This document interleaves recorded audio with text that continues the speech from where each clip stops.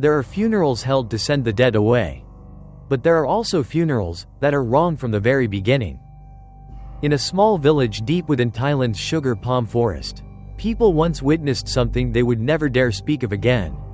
A corpse sitting up in the middle of its own funeral. The story you are about to hear is not about demons. It is about human error. And the price that must be paid when someone dies, without being given permission to die. Chapter 1. The village that does not cry for the dead. The village of Ban Nong Prai lay tucked against the edge of a sugar palm forest. A place where the soil was always damp even when no rain had fallen. And where the night wind never blew straight. Outsiders who wandered into the village by accident often shared the same feeling. The air felt heavy. As if something invisible were pressing against their chests, slowing their breathing without them realizing it. In Ban Nong Prai, the dead were not as frightening as the way the living treated death. When someone died in the village, no one was allowed to cry out loud.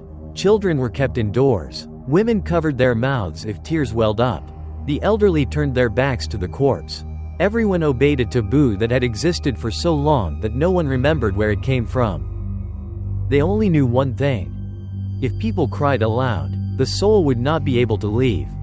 The day Somsak died, the sky over Ban Nong Prai was gray.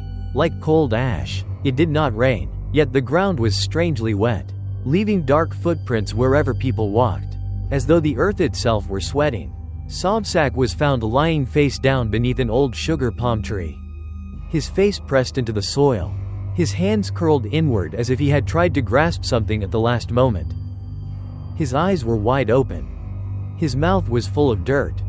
There were no wounds, no blood, no signs of a struggle. Somsak's face did not show pain, but rather the expression of someone held between breaths, caught just before the air could leave his body. The village shaman was called. He stood beside the body for a long time without touching it.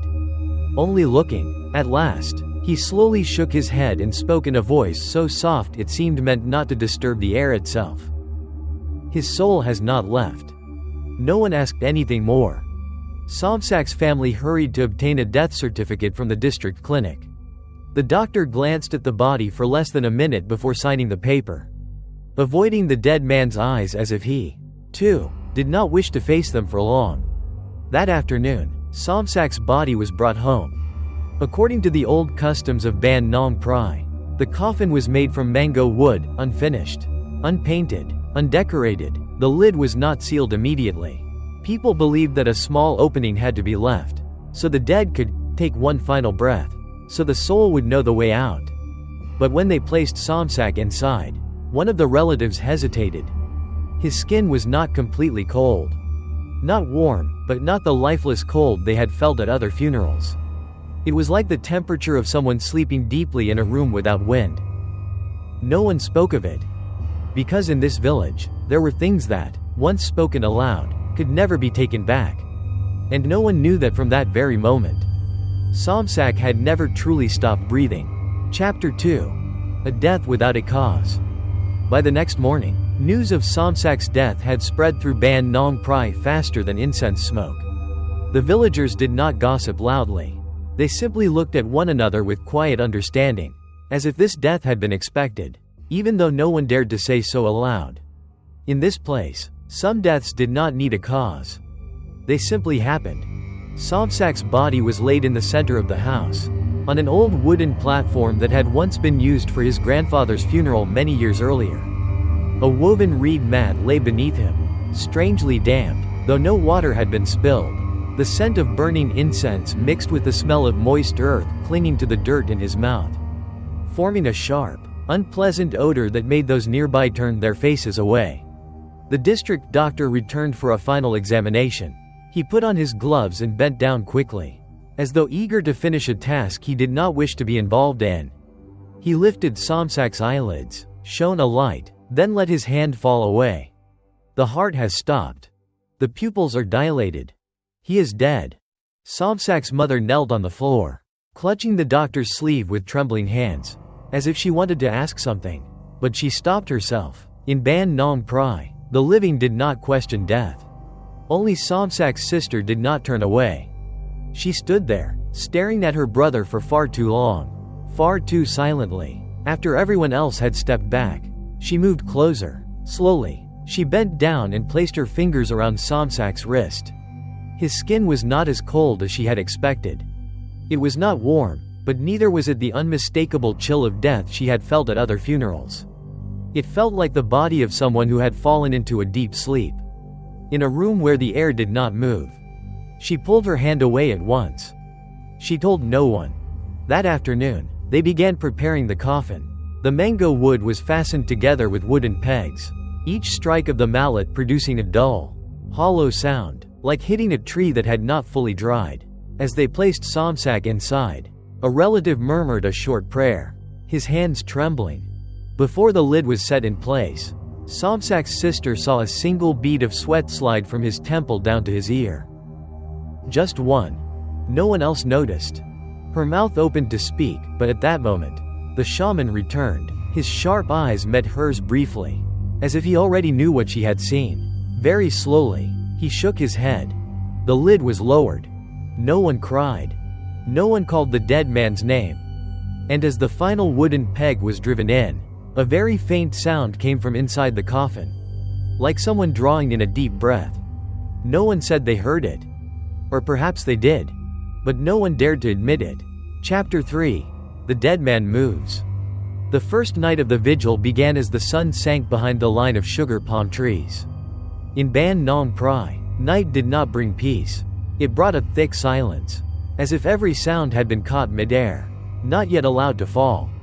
Somsak's coffin rested in the center of the house beneath the dim glow of oil lamps. The lid had been closed, but not sealed with resin, in accordance with the custom for those dead less than 3 days. Villagers sat around the room, each in a separate corner. No one turned their back to the coffin, and no one stared at it for too long. They believed that looking too closely at the dead could cause one's gaze to be held with them. The first watch passed with the steady chanting of a young monk. A light breeze slipped through the gaps in the wooden walls, making the oil flames tremble and casting distorted shadows that crawled slowly along the planks. No one spoke, no one slept. Near midnight, a man sitting against the wall suddenly stiffened. He heard a very small sound. It was not the wind, not the creaking of wood in the cold. The sound came from the center of the room. From inside the coffin. A soft tap, like a fingertip lightly knocking against wood from within. He held his breath and listened. Silence returned. He told himself he had imagined it.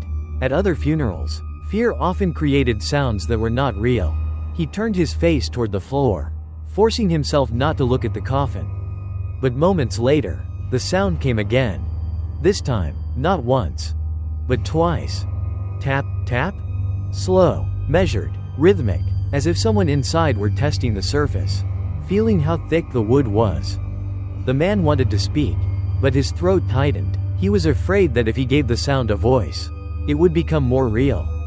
The monk continued chanting, but his voice dropped lower, no longer as steady as before.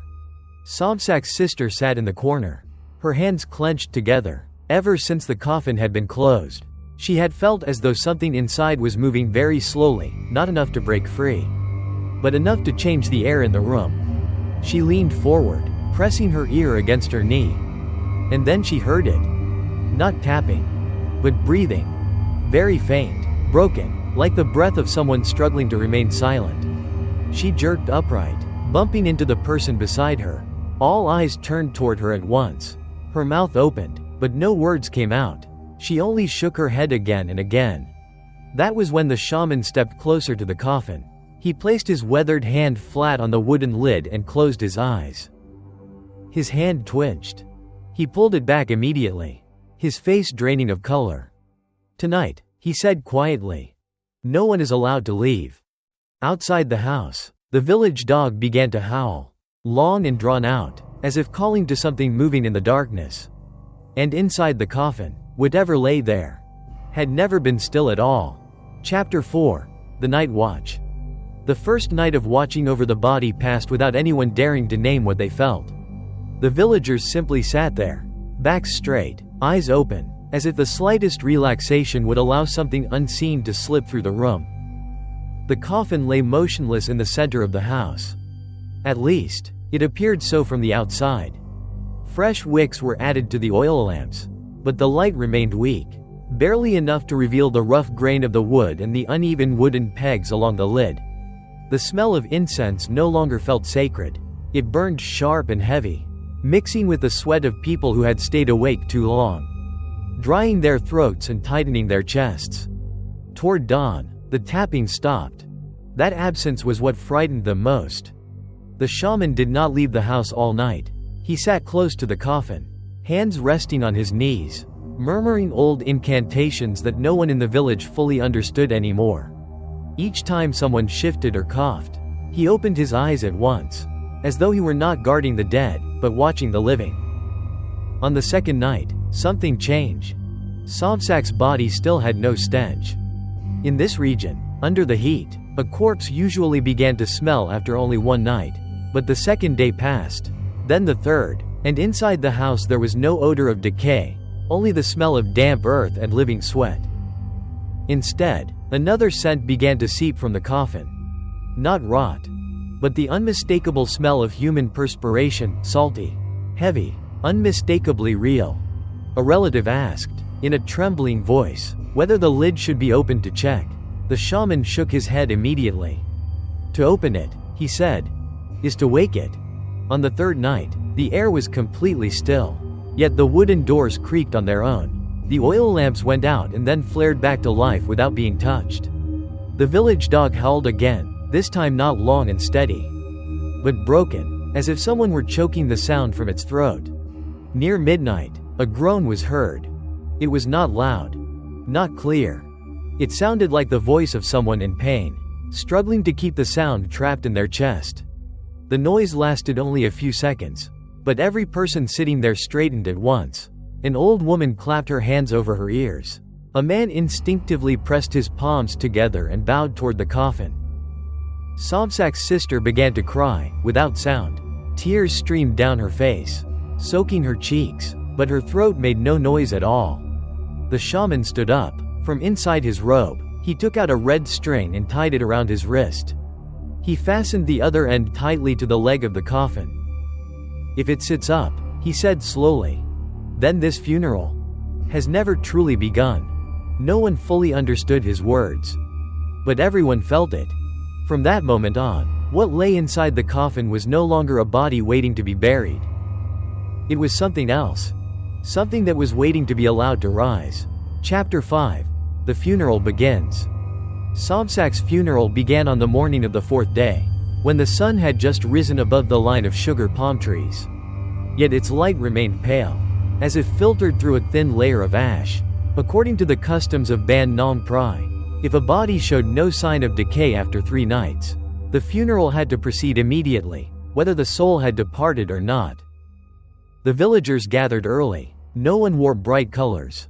No one spoke loudly. The sound of footsteps on the packed earth felt heavier than usual, as though the ground itself had softened, ready to swallow anyone who lost their footing. The coffin was carried out into the open yard and placed upon 4 wooden supports, facing directly toward the forest. This was not the direction reserved for those who had died peacefully. Only those who had died violently, suddenly, or before their time, were set facing the trees. Somsak's sister noticed it first. She opened her mouth to speak, but the shaman was already standing at the front. His eyes were not on her, nor on the coffin, but fixed on the empty space in the middle of the yard, where no wind stirred and no sunlight reached.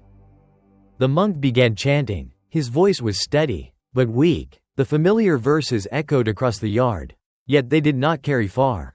They seemed to fall straight to the ground, breaking apart, as if no one on the other side was listening.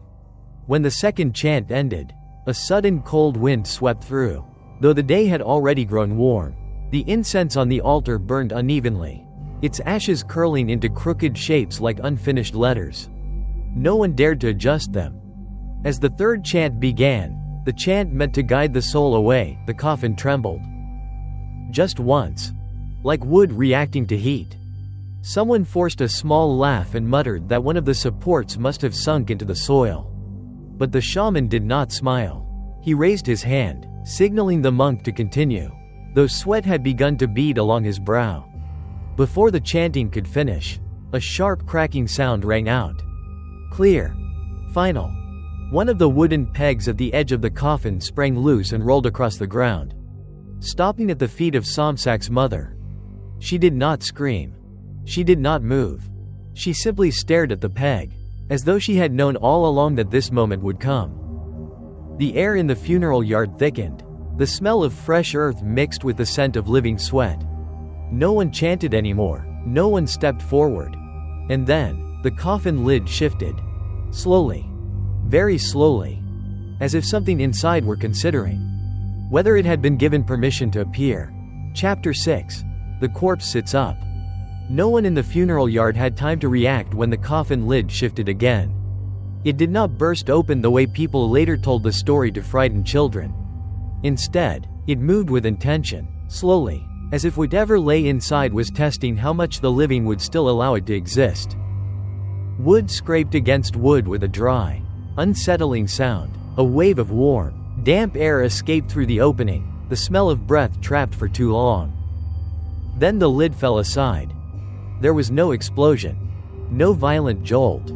It simply slipped off, lightly enough that some people wondered if their eyes were betraying them. Somsak sat up.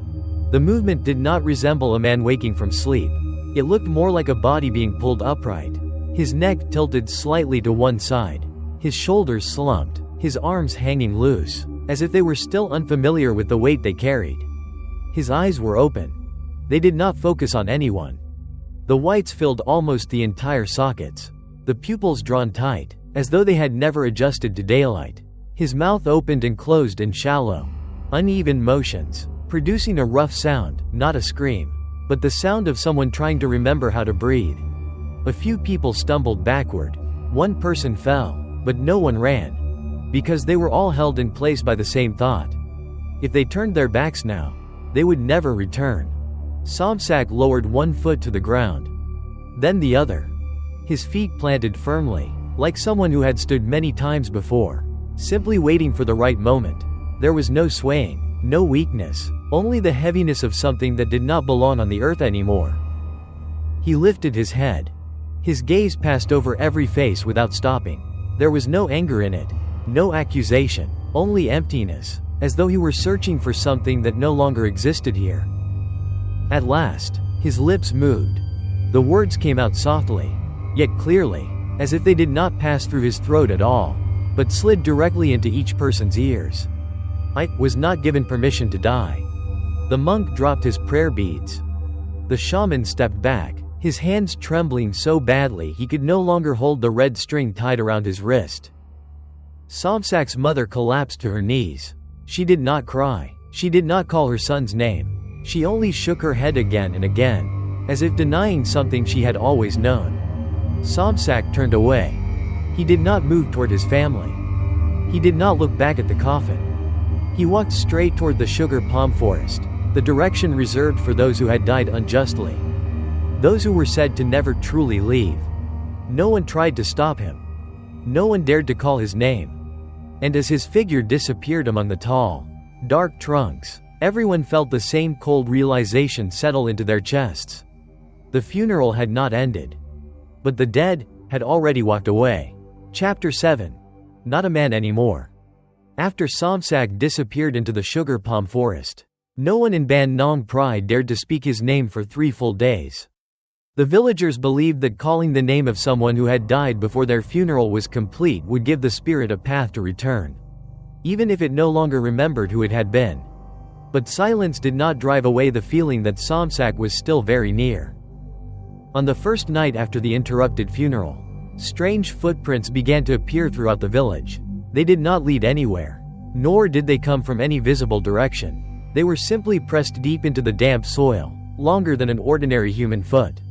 The toes spread unnaturally, as if the foot had learned to walk where balance was no longer required. The dogs stopped barking. They lay flat beneath the houses, eyes wide open, ears pinned tight against their heads. Any animal dragged outside trembled so violently it could barely stand. Then the villagers began to dream. Not chaotic dreams, but dreams that were too clear. In them, Somsak stood at the edge of their yards. He never entered. He never spoke. He only stood there with his head lowered, as though waiting to be given permission to take another step. Those who woke from these dreams all shared the same sensations. Their throats were dry and raw. Their hands were coated with dirt, even though they had slept on raised wooden beds. The shaman said that what had left the coffin was no longer human, but not yet a complete ghost either. It existed in the narrow space between the two worlds, where rules blurred and meanings weakened. It can hear when it is called, the shaman said, but it no longer knows whether that call is an invitation or a curse. On the fourth day, a man swore that he had seen Somsak standing behind a row of banana trees. His body rigid, his eyes fixed on his mother's house for a very long time. When the man turned to fetch others, the figure was gone, but the ground beneath the trees had sunk deeply, as though something heavy had stood there not long before. No one believed him, until Somsak's mother began hearing knocks at her door at the third watch of every night. They were never loud, never hurried, just 3 steady knocks, repeating night after night. She never opened the door. She never asked who was there. She simply sat in the darkness, her back pressed against the wooden wall, her hands clasped in prayer, whispering apologies she did not dare speak aloud during the day. By then, Ban Nong Prai understood something too late. What had risen during the funeral had not left. It was only waiting. Chapter 8. The Shaman and Phi Tai. It was not until the 7th day after Somsak sat up from the coffin that the shaman finally spoke the name of what was haunting Ban Nong Prai. He did not speak it inside a house. He did not speak it in daylight. He led those who still had the courage to the edge of the sugar palm forest, where the soil was darker and the grass grew unevenly. Only there did he slowly utter the 2 words no one wished to hear. Phi Tai.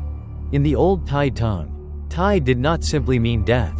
It meant death at the wrong time. Phi Tai was the spirit of one who died before their karma had ended, whose life had been cut short not by fate, but by human decision. It does not seek its way home, the shaman said. It seeks its way back to the moment its breath was taken. The listeners shuddered. The shaman explained that Phi Tai did not appear fully at once. At first, it stayed very close, relearning how to exist. It borrowed dreams to travel. It borrowed footprints to stand. It borrowed the fear of the living to give itself form.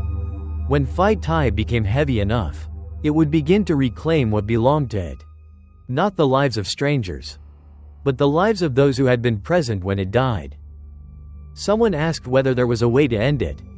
The shaman was silent for a long time. At last, he said, "The soul can only be returned while the funeral is still in effect." Every gaze turned towards Somsak's yard, where the empty coffin still stood. The incense burned out, the altar coated with dust. The funeral had been interrupted. The chants had not been completed. The direction of burial had never been corrected. It had never truly been finished. Then the shaman spoke again, saying what he had not dared to say before. Phi Tai does not kill blindly. It counts. Each death that followed would bear the same signs as the first. The same posture, the same expression, the same earth packed into the mouth. That night, no one in the village slept. And just before dawn, the forest watchman did not return. They found him hanging upside down from an old sugar palm tree. His neck unbroken, his mouth stuffed with wet soil. His eyes were wide open, not in terror, but as if he were looking at someone standing directly in front of him. The shaman lowered his head. "One life," he said softly. And for the first time, someone in Ban Nong Prai understood. Somsak had not returned to live again. He had returned to complete his death. Chapter 9. The Substitute Dead. The death of the forest watchman did not cause immediate panic. In Ban Nong Prai, fear was something that arrived slowly, seeping into houses like dampness through wooden walls. It was only when his body was carried back and laid beside Somsak's empty coffin that the villagers understood this death was not an isolated accident. The posture was the same. The mouth was filled with earth. The eyes were wide open, not in struggle, but in a stillness that suggested no resistance at all.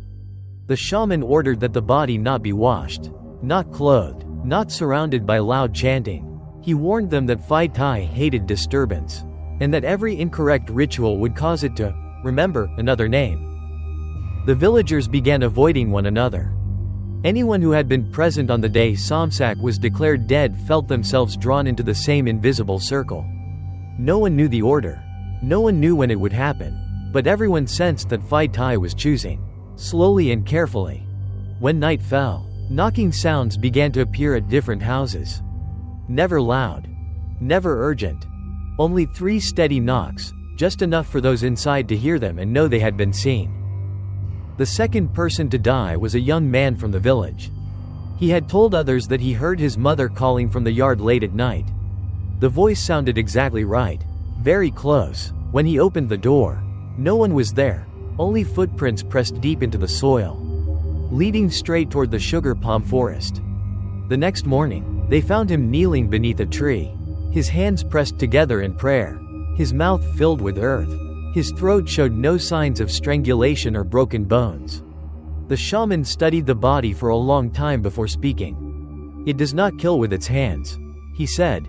"It only stands there and waits for people to offer themselves." After the second substitute death, Ban Nong Prai began to collapse inward. People no longer dared to sleep. They no longer dared to be alone. At night, children were tied by the wrist to wooden posts inside the houses, so that if they wandered in their sleep, someone could still pull them back. But Phi Tai did not need darkness to appear. In daylight, some villagers saw Somsak's reflection in the water of irrigation ditches, only to find no one standing behind them when they turned around. Others felt breath at the backs of their necks while working in the fields. Yet when they looked, there was only wind. The shaman said that once Phi Tai had taken 2 lives, it would return to where it began. The place where Somsak had died. The place where it had been decided that he was already dead. And when that moment came, no one would be able to pretend any longer that this was only a curse. Chapter 10. Those who hear the call. After the second substitute death, Ban Nong Prai no longer measured time by sunrise or sunset. The villagers began to count their days by how many times the call was heard. Not everyone heard it, but once someone did, that person no longer fully belonged to the present. The call did not sound the same to everyone. Some heard the voice of a mother who had been dead for years, calling softly from outside the house. Others heard the crying of a small child deep within the sugar palm forest, even though they knew their own children were sleeping safely inside. For Somsak's sister, the call came in the voice of her brother, steady, familiar, without anger or sorrow, just as it had been when he was alive. "Sister, I'm cold." The voice did not travel through the ears. It appeared directly inside the mind, like a thought that did not belong there. Each time it came, the listener's heartbeat slowed, their limbs grew heavy, and their memories blurred, as if someone were turning back the pages of the past, selecting the moments most likely to break them. Those who heard the call began to show the same signs. They could not sleep, even when exhausted. They lost their appetite, even when starving. And they stared into empty spaces for long stretches of time, as if waiting for something to reveal itself. The shaman said that Phi Tai no longer needed to take form. Once it had grown heavy enough, all it required was a crack in the mind, and the call was the key that opened it. The third to die was an elderly woman who lived near the forest. Before her death, she told her family that she had heard her husband calling her to come eat. The voice was gentle, familiar, reassuring. She stepped out of the house in the middle of the night without carrying a lamp. They found her sitting beneath a sugar palm tree, her back straight, her hands resting neatly on her knees, her mouth filled with earth like the others. There was no fear on her face, only a strange sense of peace, as if she had finally been returned to somewhere she belonged. After the third death, the shaman stopped speaking in terms of if. "It will continue," he said, "until the one who bears the guilt speaks its name." In front of everyone. No one asked who that person was. Because in Ban Nong Prai, everyone already knew. That night, Somsak's sister heard the call again, closer this time, clearer, right behind her. This time, the voice whispered, "It's time." Chapter 11.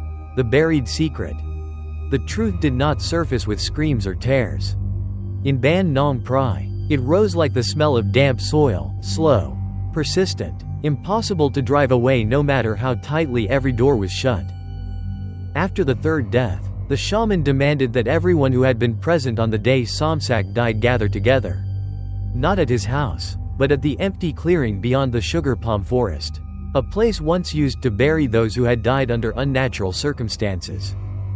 No one objected, because everyone understood that if they did not face it now, Phi Tai would force them to face it another way. Somsak's sister arrived last. She had grown visibly thinner. Her eyes were hollow, her hands trembling even though the air was warm. When the shaman looked at her, he did not ask anything at first. He lit a stick of incense, pressed it into the soil, and waited. For a long time. At last, she knelt. No one told her to. She lowered her head until her forehead touched the ground. Her voice broke into fragments, as if every word had to be dragged up from somewhere deep inside her chest. He wasn't dead. The clearing fell silent. She told them that on that day, Somsak had been bitten by a snake while working in the fields. He collapsed, his breathing weak, his body growing cold. The family panicked. In Ban Nong Prai, people believed that sudden death carried misfortune, and that anyone who touched it would be dragged along with it. They did not call a doctor. They did not call the shaman. They laid Somsak on a mat and waited. When he stopped moving, they believed he had died. But she, the one who stayed beside him the longest, had heard his breathing. Very faint. Very weak. She said she hesitated, for a long time, but then her mother began to cry without sound, whispering that if Somsak lived, the family would carry bad luck for the rest of their lives. And so they decided to close the coffin early. No one said it out loud, but everyone understood what that meant. Somsak had been buried with a breath not yet gone. She lifted her head, her eyes were red, but no tears remained. He didn't die because of fate, she whispered. He died because we were afraid. The shaman closed his eyes. He did not chant, he did not condemn, he only murmured softly. Phi Tai is not born from hatred. It is born from denial. A wind passed through the sugar palm forest, carrying with it the smell of freshly turned earth. Some of the villagers bowed their heads, as if realizing that they, too, had once stood still before someone else's death, even if it had not been Somsak. And at that moment, from the edge of the forest, a voice was heard, uncertain whether it was wind or speech. I'm still waiting. No one turned around, because they knew that once the truth had been spoken, what was waiting behind them would no longer be patient. Chapter 12. The Reversed Soul Calling Ritual. The ritual was performed when the moon rose just above the tallest sugar palm tree, a time the old Thai belief said the boundary between the living and the dead was at its thinnest, and also its most fragile. The shaman ordered that Somsak's coffin be rebuilt and placed at the center of the clearing. No new wood was allowed. No repairs were made. The cracks and old peg holes were left exactly as they were, preserving the marks of the original mistake. Inside the empty coffin, the shaman placed a ritual knife, its blade dulled with age, pointing upward. He said it was not meant to kill, but to split the boundary that had been broken from the beginning. 12 candles were lit in a circle around the coffin. None were lit at the same time. Each candle represented one person who had stood around Somsak when he was declared dead. When the final candle caught flame, the shaman began chanting the reversed soul calling incantation, not a chant to invite a soul back into a body, but one meant to call the moment of error itself back into the present. The air thickened until everyone could hear their own heartbeat. The wind stopped. The sugar palm forest fell silent, as if no living thing remained within it. The shaman stopped mid-chant. He turned to those standing in the circle. This ritual, he said, cannot be completed unless someone accepts the fault. No one stepped forward. No one bowed their head. Because to accept fault here did not mean words. It meant blood. Somsak's sister trembled and took a step forward, but the shaman shook his head. Not you alone. The ritual knife inside the empty coffin began to vibrate. One candle went out. Then another. Darkness crept inward, as if it had a shape of its own. From the forest came the sound of footsteps. Unhurried. Unheavy. Like someone who knew this path well. Somsak appeared at the edge of the candle circle. He no longer looked fully alive, but he was not decayed either. His skin was pale gray, as though dusted with ash. His eyes did not look at anyone, only at his own empty coffin. "I'm here," he said softly. "But no one opens it." The shaman dropped to his knees. Not before Somsak, but before the irreversible error. A man in the village suddenly cried out loud, the first forbidden cry to break the taboo in many years. Instantly, he collapsed. Blood streamed from his nose, dripping onto the ground in dark drops. Somsak turned his head toward the sound. His gaze settled. "So, it has begun." The ritual knife leapt out of the empty coffin and struck the ground. The candle circle wavered, and the shaman understood something terrifying. The ritual had not failed. It was simply no longer meant to save the living. Chapter 13. The Disappearance. After the reversed soul-calling ritual, Ban Nong Prai no longer had any sense of order. People stopped asking who had died and who was still alive. Each morning, they asked one question only. Was everyone in your house still there last night? Those who disappeared left no signs of struggle. No blood. No screams. They were simply no longer there, as if they had never existed. Beds were still warm. Bowls of rice were left unfinished. Sandals remained by the steps, but their owners did not return. At first, it was those who had stood around Somsak on the day he was declared dead. Then it was those who had turned their faces away. No one saw Somsak anymore, yet everyone felt his presence, not through sight, but through small changes. Doors opening by themselves in the middle of the night, long furrows carved into the yard soil, the smell of wet earth creeping into every corner of the houses. Even when it had not rained. The shaman aged quickly. He no longer chanted. He no longer drew talismans. He said that once Phi Tai began to clean up, every call became an invitation. One morning, the villagers discovered that the shaman was gone. There were no footprints. No signs of disturbance. Only the red string he had once tied to Somsak's coffin lay neatly on his sleeping mat, as if he had untied it himself before leaving. Somsak's sister was the only one who remained in the village. Not because she was brave, but because she knew there was nowhere she could go. Each night, she heard footsteps circling her house. They never entered. They never left. They only walked around, evenly, as if measuring the distance again and again. She began to dig behind her house. No one told her to. But she knew what she was looking for. On the 7th night after the ritual, her shovel struck something hard. Beneath the soil lay an old reed mat. Its edges frayed and darkened, the same mat on which Somsak had been laid when he was dead. She sank down onto the ground. "You're still here, aren't you?" she whispered. There was no answer. Only warm earth breath rising from the pit, like the breath of something that had never truly been buried. And the next morning, Ban Nong Prai could no longer find her. The house stood empty. The pit behind it had been carefully filled in. On the surface of the earth, a handprint was pressed deep into the soil, not the mark of the one who had dug, but of someone who had once tried desperately to cling to the ground in order to breathe. Chapter 14. The Village That Does Not Exist. No one knew exactly when Ban Nong Prai disappeared. People from neighboring villages said that within a single rainy season, the dirt road leading into the sugar palm forest was no longer used. Grass grew knee-high. Old wheel tracks faded and vanished. When asked about it, no one could remember the last time they had seen anyone from Ban Nong Prai. On the district map, the name still remained.